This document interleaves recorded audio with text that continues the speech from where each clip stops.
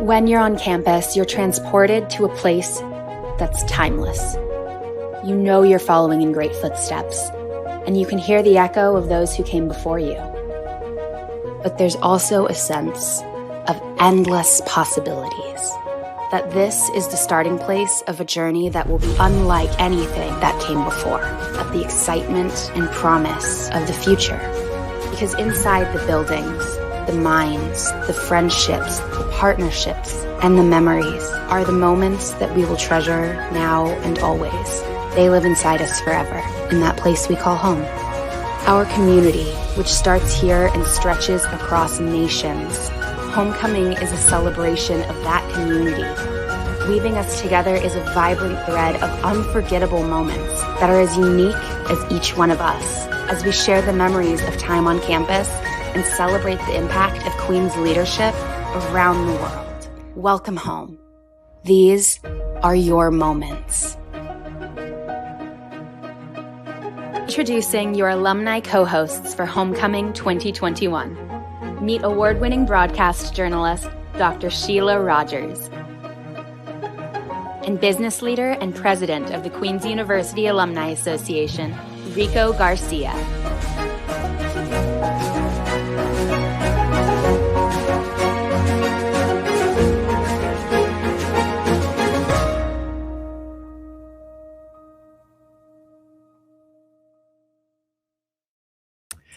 Hello, everyone. Welcome home, virtually that is. And I want to start by thanking you for joining us this morning or afternoon or evening. It's very much morning here on the West Coast, depending on what part of the world that you're calling home at the moment. I'm Sheila Rogers, and I'm ArtSci 77. I'm excited to be your co-host for the second year of this virtual Queen's Homecoming. Especially delighted to be co-hosting with Rico Garcia, the head of the QUAA, the Queen's University Alumni Association. And hello again, Rico. Great to see you. Hello again, Sheila. It's great to be here with you again. After last year's virtual homecoming, I was hoping we were going to meet this year on campus at Grand Hall and then cheer on the Gales at Richardson Stadium. But the Delta variant forced us to change those plans, and Queen's priority is always the safety of the students, alumni, and the community. After a very long and challenging year and a half for frontline and healthcare workers, now was not the best time to ask you and several thousand of your fellow alumni to travel to Kingston, although we hope that will happen soon. We are grateful, however, that nearly 2,400, I think this morning it was 2,395 of you had registered and are with us today from all over the world. You know, our mission at the QUAA is to help build and maintain a strong Queens community, and I want to thank you all for making Queens a part of your life. Our mission today, however, is a little simpler. We want to bring Queens into your home, and we also want to bring you back home to Queens. Rico's role as head of the QUAA is a volunteer position, so thank you for your great efforts, Rico. And when Rico's not dedicating time to Queens, he's a manager with McKinsey and Company. So again, thank you for all you do, for all the great work. And I'm sure on behalf of Queens alumni, I'm giving you a great big thanks too for making sure we have that lifelong connection to our university. Thank you, Sheila. And I have to admit, I'm a big fan of yours. I recall actually meeting you when I was a student myself, and you were receiving a very big prestigious award from the university. I was there as a student, along with my Canadian family, celebrating. And Sharon, my Canadian mom, was basically head over heels over you receiving that award. And she was more excited to see you than me, I'll say that. And so I want to thank you for all the volunteer work you do for mental health, literacy, and Indigenous reconciliation. I recall even you giving a speech around Indigenous reconciliation back in the day. You have a long list of well-deserved awards and honors, including Officer of the Order of Canada. Queens is fortunate to have you as a member of our alumni community, and it is my privilege to be here as a co-host I like to call it more like an intern to you hosting. Oh, that's very kind of you. Well, don't pick up the bad habits because I have a lot. It's actually how I've made a career. But Rico, you're modest because that evening you won Outstanding Student of the Year 2014. So your mom was very proud of you too. I want to be like, big shout out to your mom, Sharon. It was a wonderful event, and you're certainly fulfilling that promise and the belief that the QUAA had in you and continues to have. So today we're celebrating the university that will always be in our hearts and memories. But we must remember that Queens was built on land that was originally the home of the Anishinaabe and Haudenosaunee peoples. While we're grateful for the opportunities we had and continue to have, to live, study, and grow on these lands, it's only right to take a moment to acknowledge the opportunities that were denied to Indigenous people and to vow to take conscientious action to educate ourselves about the real history of how Canada came to be. Normally during homecoming, you'd be on campus reconnecting with former classmates and exploring new buildings like Mitchell Hall, which many of us remember as the old PEC building. But that's not possible at the moment. That's okay. As Rico said earlier, we want everyone to be safe. Last year, the pandemic motivated Queens to reimagine what homecoming could be. And it made us stop and think about what's most important to us, about what we really want to celebrate, about the moments that we want to relive. There's no one size fits all when it comes to our time at Queens. And I can tell you, at my time at Queens, when there was a one size fits all pantyhose, it was a disaster. So we all know we're unique and the Queens experience is different for each one of us. But for all of us, our experience was defined by a series of moments. And it may be that moment when you connected with new friends during orientation week, some of whom may be your best friends right now to this day. And for some of you, you might have found friends and partners, your wives and husbands, life partners. Maybe it was the thrill you felt when you watched the Gales at a Vanier Cup, or the moment when you learned Professor Emeritus Arthur MacDonald received the Nobel Prize for Physics in 2015. Maybe it was the pride you felt when you walked across the stage in front of your family and supporters to receive the degree that you worked so very hard for, that threshold moment. And although we all experienced Queens in our own way, and although we all have different lives now, it is those moments that bring us together as a community. And that's what we're celebrating today. And we're so glad that you're with us. You'll see that we've shifted the format from last year. Instead of one large sort of planet, a Jupiter of programming, we have more of a constellation of different sessions. And the hope is that you make homecoming your own. We have music, we have conversations, and as always, many memories to share. And we're all used to virtual meetings by now, or I say that, but yesterday I had a struggle with the mute button and switching presenter mode on a call. So maybe not so much, but a virtual homecoming shouldn't be much different. So how is this going to work? As Sheila just mentioned, this year we're using a platform called Hopin, and it's a lot more interactive than your typical Zoom meeting, probably a lot more fun than those work meetings too. That means you can choose your own adventure by selecting the programming that resonates the most with you and helps you relive those moments that defined your Queens experience. There are 3 different areas you can visit throughout the day. The larger events and main programming are taking place on our stages. We also have faculty-specific programming taking place in sessions if you want an update on what is going on in your old program. If you want to connect with other alumni, you can go to the People tab in the right-hand panel and either chat or have a video call with up to 5 friends. You can actually just go onto the chat function, look up people, and then get on a call with them. And last but not least, there is an expo section with digital booths that you can visit to see on-demand videos, play trivia, and add to message boards. And if this seems a little too complicated, don't worry. There is a Hopin help desk in the expo section with a live person who can answer all of your questions. The best of customer service. Another great feature of this platform is a polling function. So we can test it out right now. I'm curious to know, where is everyone tuning in from? So you can use the polling function in the right-hand panel of your screen and tell me where it is that you are joining right now. So maybe we'll take a look at that. And as I'm going in through the comments, I'm already seeing, I think, some of the first comments, loving the tricolor hair, Dr. Rogers. So that's great to see here. So let's see. Give it a minute for this poll. Oh, and I'm seeing Alvin Hugh, greetings from Singapore, alumni branch. Wow. So Nice. fantastic. Ottawa, there we go. Some coming in the comments, and maybe there's going to be an official poll soon as well. Halifax, Nova Scotia, Elaine, welcome. And Sue Jansen in Ottawa. Really great. We'll keep an eye on that for sure. That's really exciting to see it. Oh, it's unfolding before our very eyes. There we go. Yeah, lovely. We have Quebec and Ontario leading the poll, apparently. Western Canada in second place, the US in third place for attendance. Quebec and Ontario over 70% of our attendees right now, and Western Canada around 10%. I know it's a little bit early, so thank you for those joining from Western Canada, and the US not far behind.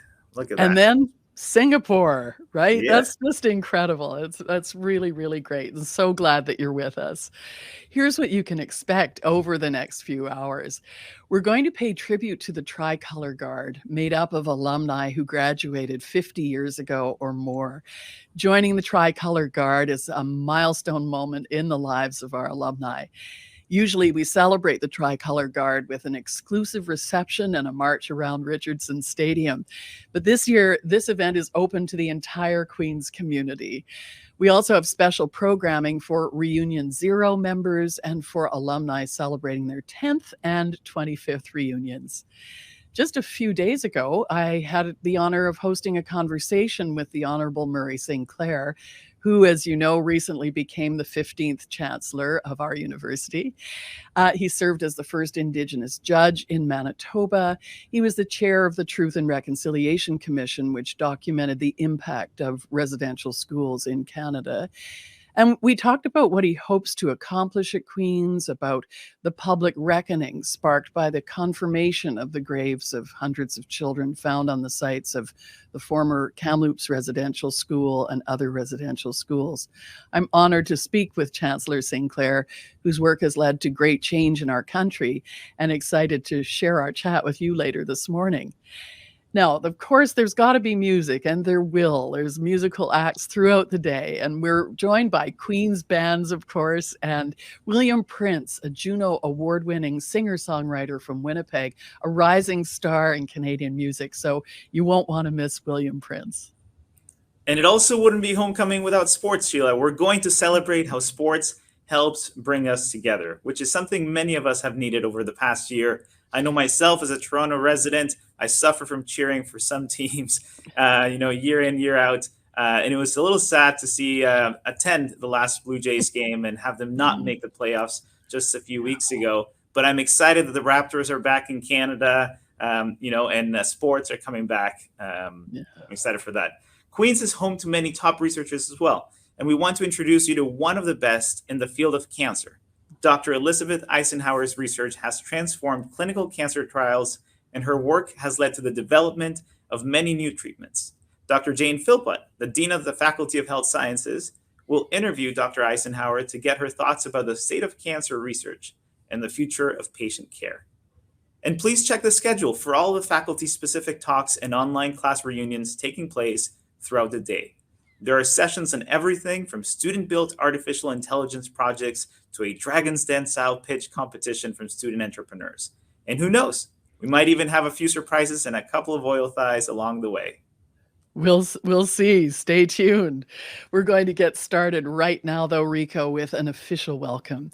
In July of 2019, Patrick Dean returned to Queen's to become our 21st Principal and Vice Chancellor.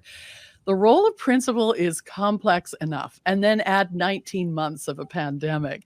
And yet, Principal Dean continues Queen's tradition of service, excellence, and imagining a better future. So I'm very delighted and honored to welcome Principal Dean joining us live to officially welcome us home. Hello, Principal Dean.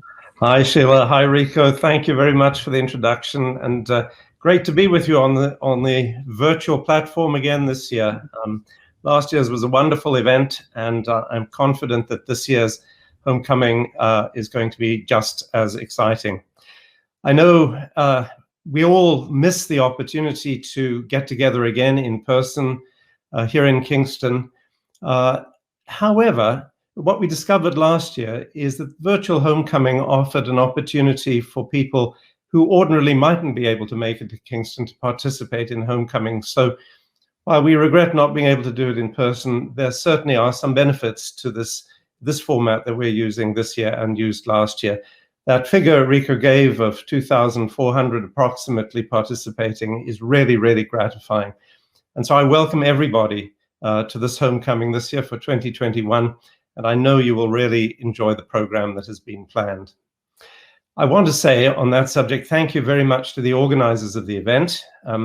It is a very full and exciting lineup of virtual events that you can all enjoy, and that I am sure will in one way or another help to stoke your nostalgia for Queen's. And I hope you're able to use the opportunities on the platform to reconnect with friends and to share many of your fond memories of your times together here at Queen's.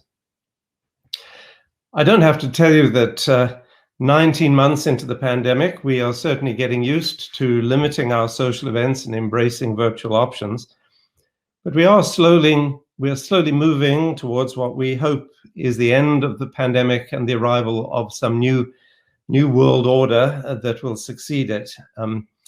We continue, despite that, to seek out ways to stay connected as a community, a broader Queen's community, which includes all of the alumni. Interestingly, we've struggled to deal with some of the hitherto unknown challenges of the pandemic. We've also learned a great deal, and I think as we begin to emerge from the pandemic, there will be new things we'll have learned to do that we'll want to take with us in the future. It's been a very interesting period of challenge and growth. And here at the university, as I'm sure in all of your lives, there are things we've discovered about ourselves and the way in which we conduct our work that we will not be keen to put to one side as we move out of the immediate medical emergency. We were very happy in September to welcome back for in-person learning almost all of our students. We're 93% alive and in person. And that was a significant achievement. In fact, difficult as it was to move online back in March of 2020, I think the return to in-person education at this end of the pandemic has been a good deal more difficult than that first movement. In fact, I think the effort it has taken to get us to this point has been quite extraordinary, and I'm full of admiration for all the faculty, staff, and student leaders in the university who've managed to move us to this point. Truth is, though, we remain in a pandemic, and I think we're navigating it very well, although I will say, when people ask me how we're doing, I often remark that it's very difficult to judge because we have nothing against which to judge it. This is a very unprecedented situation that we've all been navigating our way through. But we have gotten through things rather well, I think, and we've only done so because our number one priority has been and will continue to be the health and well-being of not only our university community, the Queen's community, but the broader Kingston community. And that has been at the forefront of all our decision-making, including the decision to hold homecoming this year again in an entirely virtual format. As Rico said, despite the fact that we all wished for an in-person homecoming, it was important to think about the impact that large events like ours could have on the community, on frontline healthcare workers, law enforcement, and so on. The situation in this community, as everywhere else, has been precarious at times during COVID. And as we begin to emerge from it, it seemed really important not to place any particular strain. We know that if we had chosen to host an in-person homecoming this year, we would have been adding undue pressure at a time when it would not have been easy for the city to manage it. So we do have to be mindful of our collective impact. And it's an impact that can be tremendously positive in the world, but it also can have a potential for harm. We've become aware, unfortunately, that some students are planning to host large homecoming parties this weekend and next weekend as well here in Kingston. We're very worried about the potential damage that these events could inflict on our community. So to address this, amongst a number of other measures, I wrote a message to all students yesterday stressing this.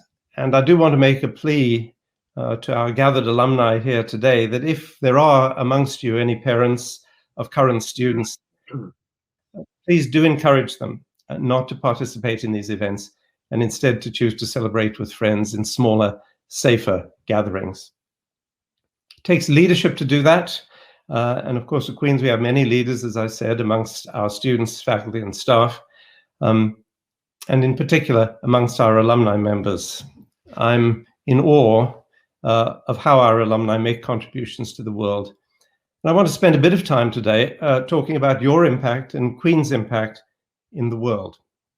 It's nice to turn the idea of the potential negative impact of holding our celebration in person to the positive impact of what this institution and its alumni continue to achieve. Earlier this year, I announced a new strategic framework for Queen's, one that aspires to a vision of the Queen's community, our people, solving the world's most significant and urgent challenges with their intellectual curiosity, their passion to achieve, and their commitment to collaborate. Three distinctive attributes of the Queen's community.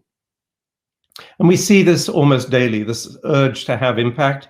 Just this week, Sheila mentioned Art MacDonald's Nobel Prize from a number of years ago. Just this week, we celebrated the news of our alumnus, David Card, who has won the Nobel Prize in Economics as a co-winner.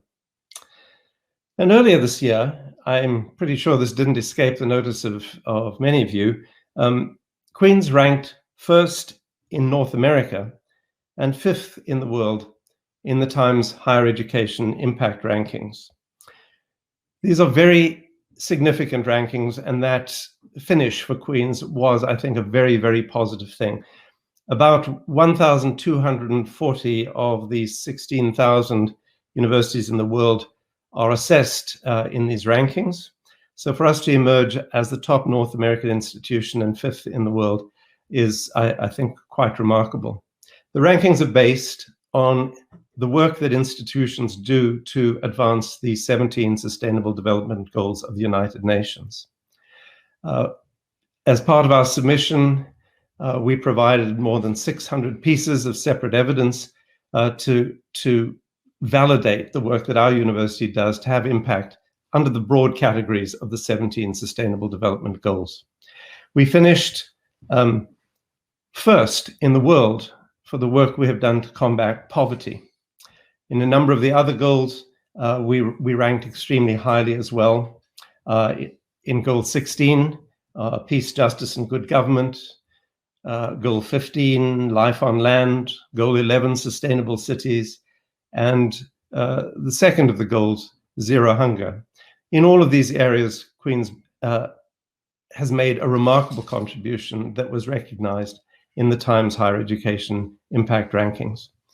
What's remarkable about that is not just that the rankings are, of course, very positive publicity for our institution. They confirm the amount of work that is done in our university that is having a global impact. And it helps us to think about how we might leverage that work, how we might amplify it, how we might bring it together more effectively to make the role of our institution globally, nationally, and in our local community that much more effective and powerful. So it has certainly been a remarkable year in which we've pondered our impact, and we've also seen significant evidence of the impact we're having. There are really two areas in which we have our effect. We do it through the research that is conducted in the university, and we do it through all of you in the sense that we do it through our graduates who leave this university, we hope and we know, fired up with enthusiasm to have an effect in the world and to do good, to bring prosperity and well-being wherever they work. And as we move forward with the strategic framework and its implementation, I hope we can work together with our alumni on all of these issues, because of course our impact is proportionately much greater to the extent that we can collaborate. Before I close, I'd like to acknowledge a number of honored guests we have with us today. All our Tricolor Guard alumni, including Dr. Frank Newell, an alumnus from the class of medicine 1946, who's celebrating his 99th birthday this year, as well, remarkably, as his 75th Queen's anniversary. I'm also very grateful for Dr. Newell's gifts over the years towards a number of scholarships and for his continued ongoing strong support of Queen's University. Thank you very much, Dr. Newell. And also a special note, graduates of 2021, the Reunion Zero group, and also our 10th and 25th anniversary alumni. Welcome to you all. Congratulations, and excellent to have you with us here today. So in closing then, a final thank you for being here. I wish that you'll enjoy this homecoming experience. I wish you all good health and best wishes until we meet again, and I hope that will be in person. Now I'd like to introduce a special video, a tribute sharing photos you've sent to us in celebration of all our reunion classes, including those of our Tricolor Guard. Thanks very much.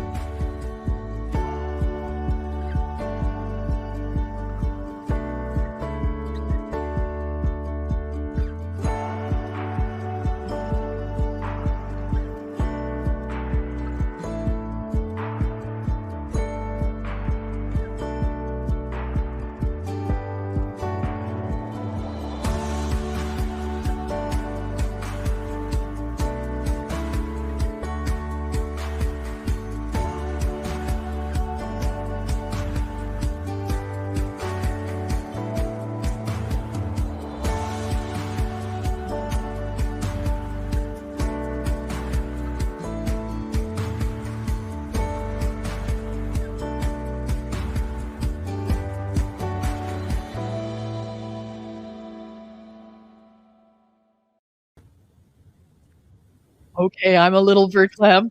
I'll just say that. That was lovely, and I'm a bit weepy, and I think I might have seen my grandmother, but if not, someone in a mini that looks like her. Oh, wow, that was fantastic. And I want to thank Principal Dean as well for that great welcome to homecoming. And I'm moved by your humility, Principal Dean, in sharing the leadership with so many people, staff, faculty, alumni, and students, and of course the Alumni Association for today. So I hope that you enjoy homecoming too. And thank you to everyone who submitted photos for that video. And maybe you saw yourself or a few old friends. I mean, I get excited when I see a CFRC turntable. I gotta say, it really gets me right here. If you've been back to campus for homecoming, then you know that one of the most memorable moments of the weekend is the tribute to the Tricolor Guard.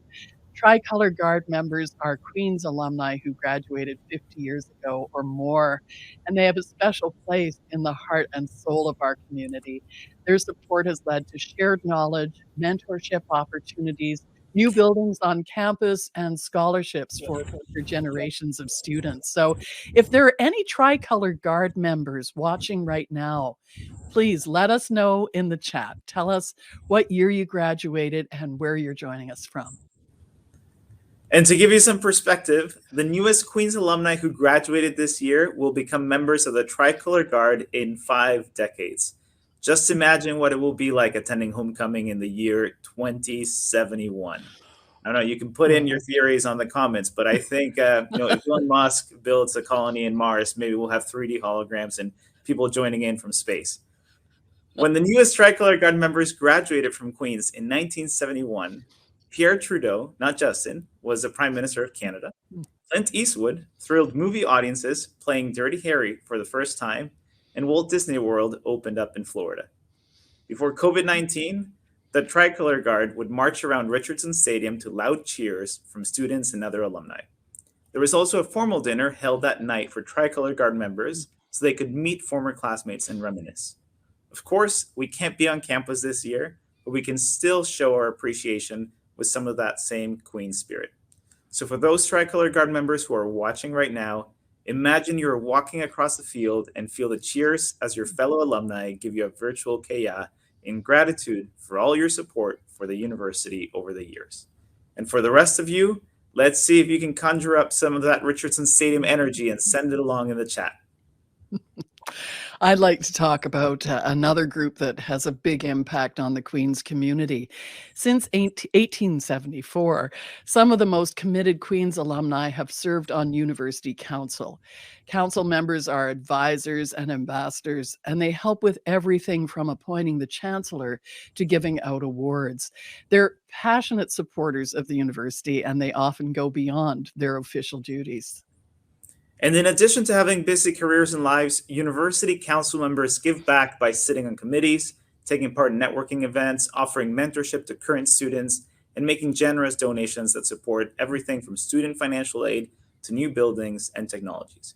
We're grateful to all Queen's donors and volunteers, so we decided to ask current university counselors to share what they love about Queen's and why they got involved. And following that video, also stay tuned for a quick video on United by Sport that showcases our Gales and athletics alumni. But for now, here's a look at what university counselors have to say. Hi, my name is Willa Henry, and I'm a newly elected counselor for Queen's University. Hi, my name is Greg Frankson, and I'm a university counselor. I currently reside in Whitby, Ontario. Hi, my name is Noyelum Pamela Anolefo. I live in Hamilton, Ontario. Hi there, my name is Marcus Wong, and I'm a university counselor from West Vancouver, British Columbia. Hello, I'm Dariadel Judy Ho. I have been a counselor since September 2021. Hello everyone, my name is Kofi Ado. I live in Seattle, Washington. My favorite experience would have been volunteering for the KGH Auxiliary. One of those crowning achievements that I had during my time at Queen's was unveiling the Robert Sutherland Room after the successful efforts of the Robert Sutherland Task Force in March 1998 with then Principal Bill Leggett. My favorite Queen's moment is certainly engaging with alumni across all of the different years. Whether they're older alumni or younger alumni, I'm always fascinated by how much our experiences at Queen's are similar, but yet so different. I'm most excited about being involved so that I can be much more engaged with the university since I live here. I'm pretty passionate about student wellness, and I really hope to be able to make some contributions in this area. My education and network at Queen's has been very rewarding. both personally and professionally. And I think it's a privilege to contribute my skill set, resources, and network to help support the university's causes. My interest in the University Council started with my involvement with Faculty of Life Sciences Student Action Table on Equity, Diversity, and Inclusion. I decided to join Council as a way to give back and be more involved with the Queen's community. I feel really honored, and I want to use my voice to make sure that the voices of women of color, immigrants are heard and taken into consideration in the Queen's community as we create a school that we can be proud of, a truly global school. I decided to sit on University Council because I thought this was a great way for me to give back to the university. It was at Queen's that I made lifelong friends, great memories, and had a chance to practice and learn some really important governance skills, which is super helpful today as a city councillor. Being a university councillor has allowed me to continue to have a direct impact on the evolution, the impact, and the reputation of the university, particularly as it pertains to equity, diversity, inclusion, and indigenization, otherwise known as EDII. I'm really pleased and proud to be a member of this community, and I wish everybody a happy homecoming. I hope to see all of you soon in person at homecoming, perhaps next year, but in the meantime, KL. Hello, everyone. I'm Jock Climie, Arts 1990, Queen's Law 1994, played for the Gales from 86 to 89, and I'm sure I speak for all those who wore the tricolor. Once a Gale, always a Gale. Queen's taught me a lot of life lessons, and sure are excited to see the current Gales succeed and grow as we all had an opportunity to do back when we went to Queen's. I'm a coach on this team, and you know, we certainly work these kids hard, and we get home late, and they've had a long day of school and then a long practice, and they're exhausted. And now they got to get their books out, and they got to do homework. You learn something when you go through that. You learn resiliency, and you learn balance. But whenever you combine your body and your mind, and you're engaging both, and you're doing that with other people, it creates neural pathways and neural networks that are not created when we're stationary or not interacting with each other. Sport is incredibly important to us as a family, the Dinsmore family. My husband and I met at Queen's in our second year, so we've been together since we were 18, and now we have a 17-year-old and a 15-year-old at home. What playing a sport does is you're representing the crest and logo on the front of the jersey, not the name in the back. And it really brings everybody together in order to compete and show school spirit and pride. To quote an old hockey coach, it's a microcosm of life. It's one of those areas where you have an opportunity to make mistakes, you learn from challenges, you really build your character, you have interpersonal relationships, you learn in order to balance time because you're doing both athletics as well as academics, certainly in a university capacity. You learn that life is not just about school, it's not just about sports, it's not just about your friends, it's about all of these things. And I have said for many, many years that Queen's taught me that in spades. We want our kids and kids all around the world and across Canada to have the same experience we did. People simply don't often know the ways that they can ensure equity and diversity in the institutions that they care about, whether it's their work or their school or their university or their alma mater. So supporting student athletes, especially minority student athletes of color, is incredibly important. In examining my own racial privilege, I realized that I could alleviate barriers and remove some obstacles. We've been very blessed in our lives, and we felt it was very important to give back. If we can contribute financially to give our youth a chance at Queen's, then that's what we're going to do. So we're really excited about it. Alumni support is really important in order to make sure that we can augment, financially speaking, a lot of these young student athletes that may otherwise not have an opportunity to go to school and flourish. Having played in a number of different places, both at Queen's and then in the CFL in 3 different cities, there's no question that finding a way to connect with your fans is an amazing experience. You know, university can be a really isolating experience whether or not you're an athlete. And to know that there are people paying attention to what you're doing and your performance and your commitment to the university and to your athletic career really means a lot as a student. That's incredibly powerful. It's a lot more powerful than maybe alumni realize, that students feel recognized and cared about. Alumni can have an impact at pretty much any level, whether it's a smaller financial level, a larger financial level, or no financial interaction at all. You can attend events, you can send notes to athletes, you can buy the swag, wear the swag, support them on social media. Quite literally, this is an opportunity to give back to the community, to see that the right people are given the opportunities that maybe they otherwise wouldn't have, and support them financially. And really, there's just nothing like the Queen's experience anywhere. So to be able to offer support to a school that has impacted me so greatly is such an honor. Queen's has a soft spot in our heart, not just because we met there, but because they've continued to be lifelong friends. I'm trying not to encourage my kids to only consider Queen's, but if they go to Queen's, I've done my job as a parent. I just wanted to take a moment to personally thank you for your support. Thank you again, and I truly look forward to meeting you soon. Words cannot describe how thankful I am for your support to an award that has allowed me to continue my passion of playing soccer. Thank you so much for all your support, and I can't wait to meet you soon. I wanted to sincerely thank you for supporting an award that has enabled me to participate in sport at a high level while fulfilling my academic dreams. Once again, thank you so much, and I hope to meet you soon. The winning way is to come back to Queens, I can promise you that. Thank you again.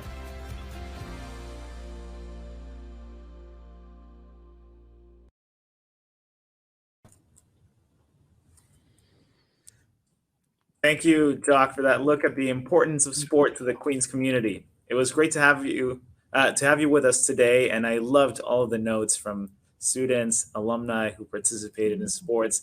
And I'd love to add as well, we had, Tokyo Olympics this past summer, and we had, I believe, 3 students competing and 5 alumni. So it's great to see, athletes going on and competing in the international stage as well. On July 1st, the Honorable Murray Sinclair became the 15th Chancellor of Queen's University. It was my pleasure. I was part of that committee that was part of University Council to select the new Chancellor for Queen's University, and I was super delighted that he agreed to take in that role. He had a long and impressive legal career and over several decades established himself as a leading advocate for Indigenous peoples in Canada. He served as the first Indigenous judge in Manitoba and the second in Canada. He received an honorary degree from Queen's in 2019, and in recognition of his decades of service, he was appointed to the Canadian Senate in 2016, a position he held until a few months ago. Many Canadians know him as one of the leaders of the Truth and Reconciliation Commission, which heard the experiences of residential school survivors' testimony and led to the 94 calls to action to promote reconciliation between Canada and Indigenous peoples. When Chancellor Sinclair's appointment to Queen's was announced in the spring, it was before the discovery of the remains of 215 children on the grounds of the former Kamloops Indian Residential School. The following outcry and continued discovery of bodies buried at residential schools across the country has brought Indigenous truth and reconciliation to the public forefront. One of the great honors of my life was being inducted as an honorary witness to the work of the Truth and Reconciliation Commission and bearing witness to the powerful statements of survivors' lived experiences of residential school and the testimonies of their families as well. It is essential to listen and to listen deeply and fully to the survivors of residential schools and their families, to learn more about the impact that those institutions had and continue to have on the lives of Indigenous people and the relationship between Indigenous and non-Indigenous peoples in Canada. Queen's has been exploring issues related to truth, respect, and reconciliation, organizing a task force that issued recommendations to make our campus more welcoming and equitable for Indigenous people and to build understanding and better relationships between Indigenous and non-Indigenous people. Chancellor Sinclair's visionary leadership and passion in this area will be invaluable to guide Queen's into a better future. I spoke with Chancellor Sinclair last week to welcome him to the Queen's family. It's a wide-ranging conversation, including what the Queen's community can do to move truth and reconciliation forward, his aspirations for Queens, and motorcycles. Here's our conversation.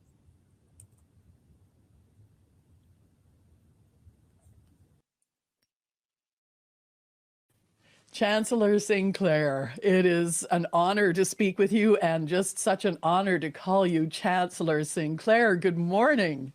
Good morning. How are you doing? I'm doing well. How are you? I'm good. I'm good. You're looking great, and I love what's around your neck. Well, yeah, bolo tie was created by a student from Queen's University. It's in Queen's colors. So. It is indeed. It's really great. Looks really good on you too. And I remember chatting with you on the phone, I don't know, was it a couple of years ago, saying, I'm going to take a break and I'm just going to see what happens. And then you got all sorts of invitations coming in and you said no to just about all of them. But you said yes to the invitation to be Chancellor of Queen's University. What was it that made you say yes? Well, I have to admit, and I've told the members of the council that it was the fact that the call came from the principal, Patrick Dean, who I'd known for years.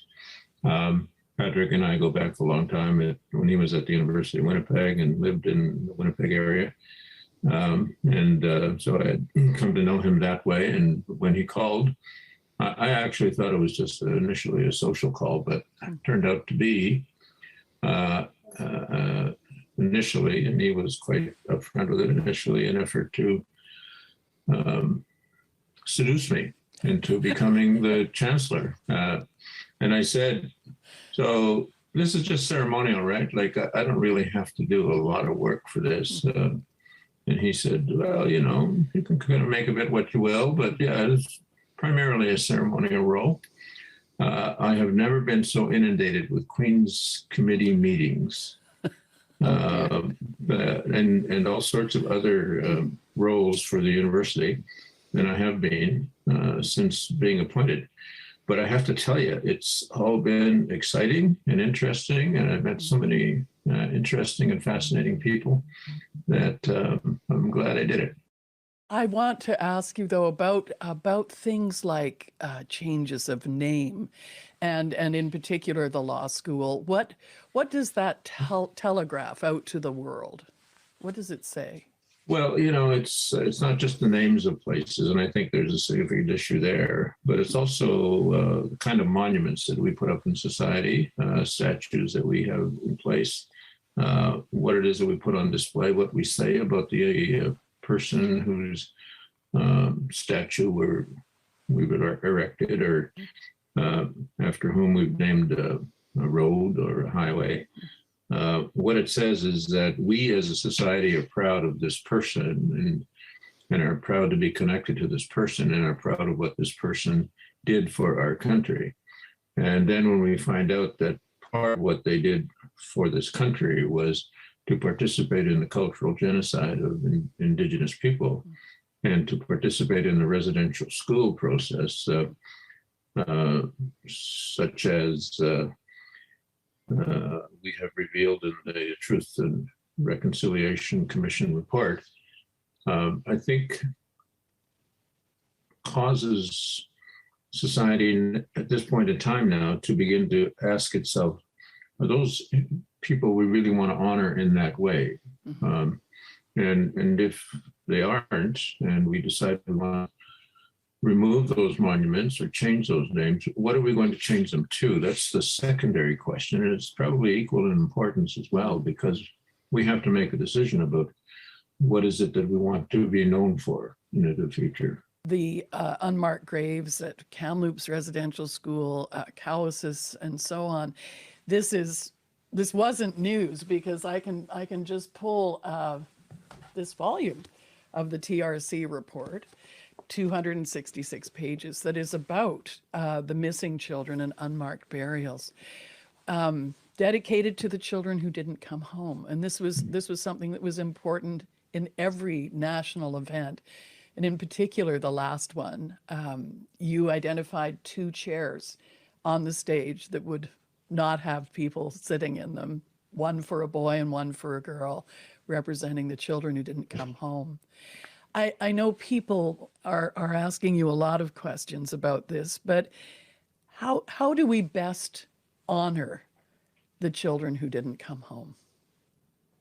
Well, first of all, I think we have to complete the process of uncovery or discovery where they are, and be able to give closure to their stories, give closure to their families.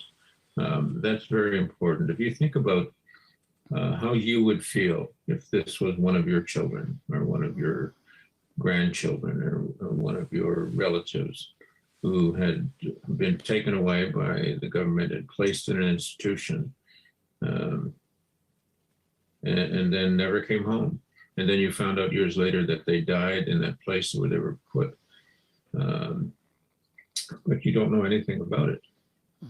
You don't know anything about what happened or how they died or even where their body lays buried.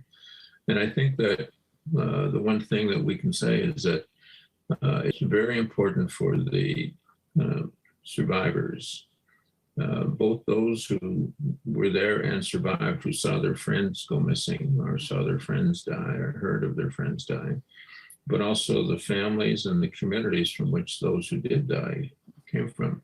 Very important for them to know the closing story of each child's life. And that's the unfinished business of those children. And we owe it to them to try to determine what that is. And we owe it to them not just as those of us who've done work in this area as former commissioners, for example, but we owe it to them as a society. We owe it to them to ensure that we pay proper respect to them by doing that. That doesn't necessarily mean that we have to prosecute everybody we can find. It doesn't mean that we have to disinter their bodies and move them.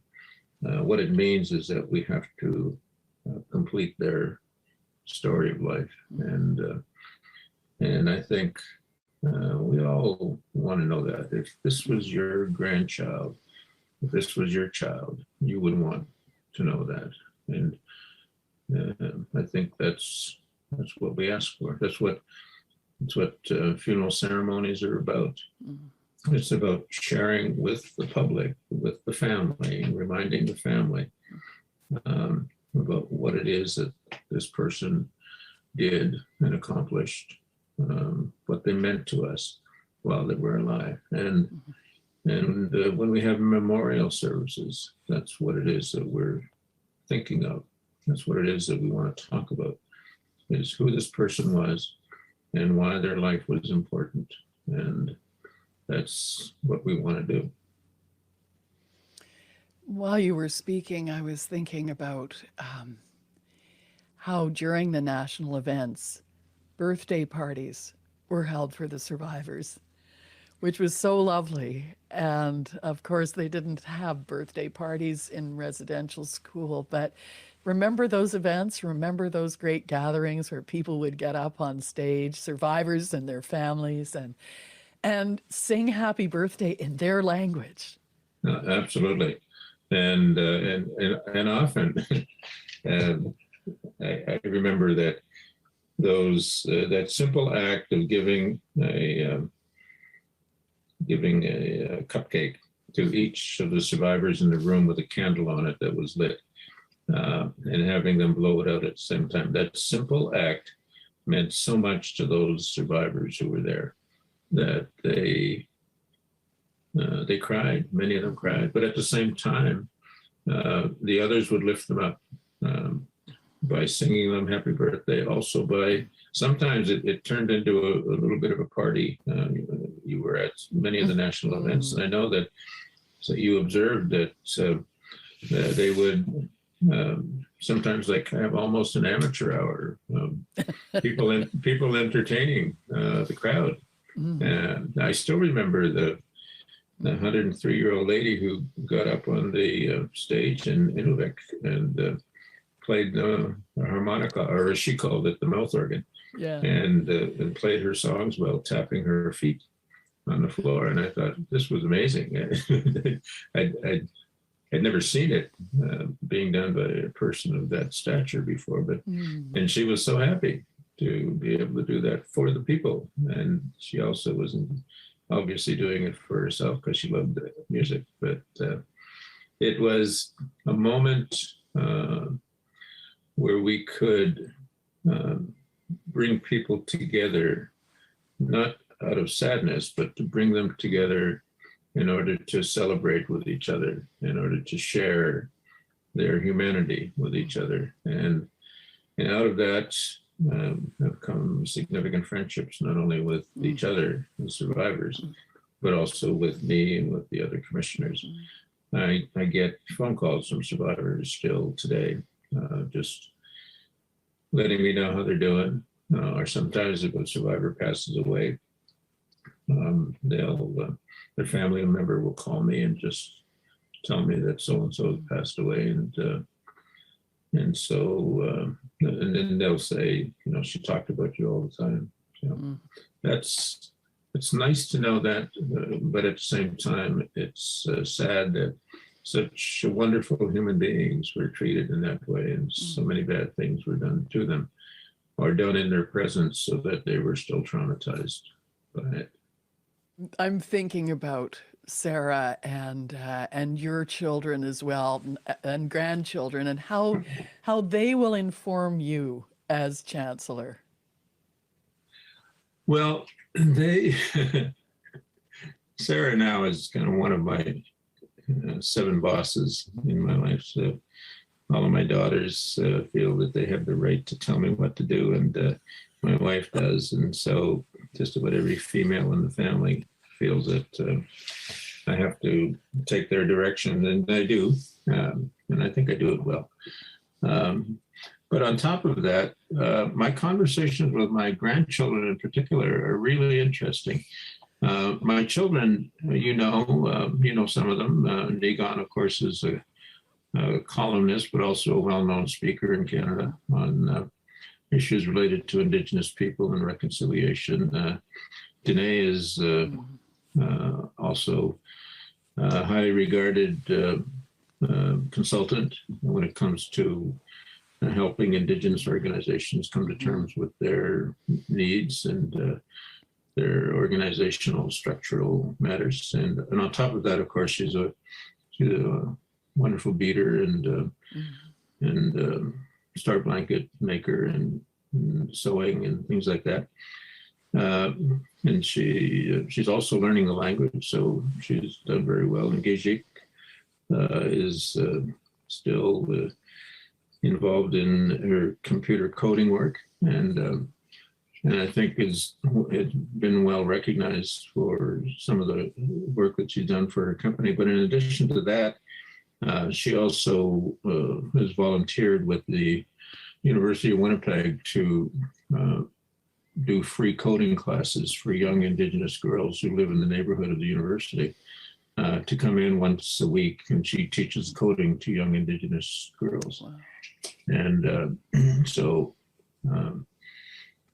my kids have done really well, and my grandchildren are stars in my life in many ways, and their conversations with me often make me think about things, particularly about how I can communicate better.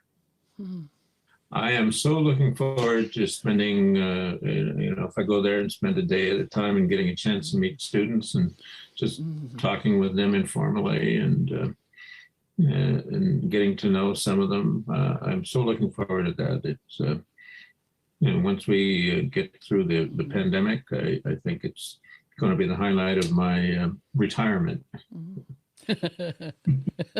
Such as this retirement is. Such as it is.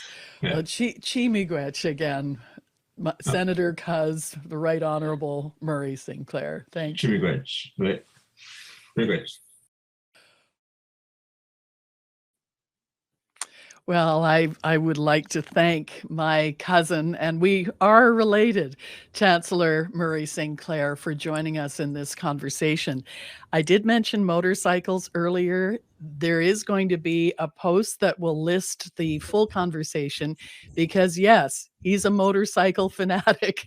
There's a lot to know about this particular chancellor, and Rico, you and the committee did a wonderful job. Congratulations. Thank you.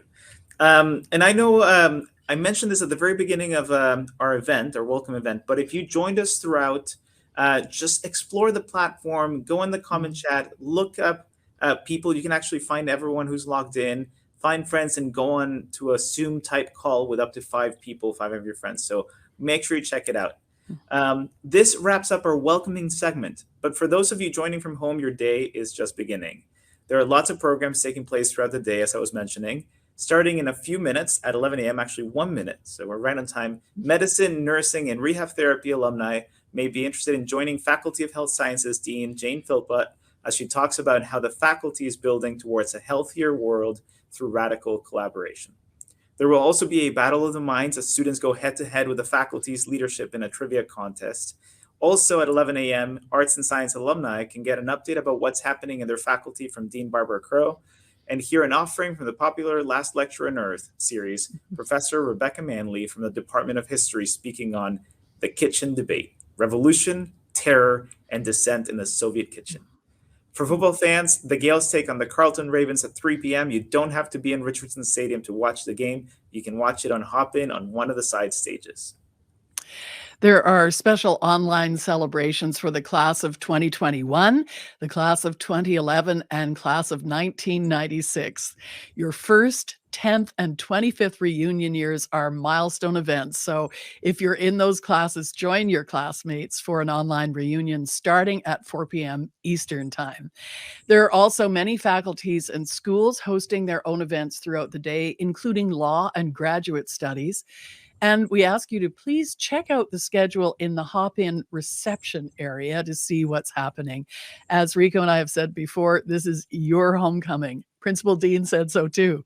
Rico and I will be back on the main stage at noon to introduce a performance from the Queen's bands. I've got my Kleenex ready, and we look forward to joining you. And we wish all of you watching a truly happy homecoming.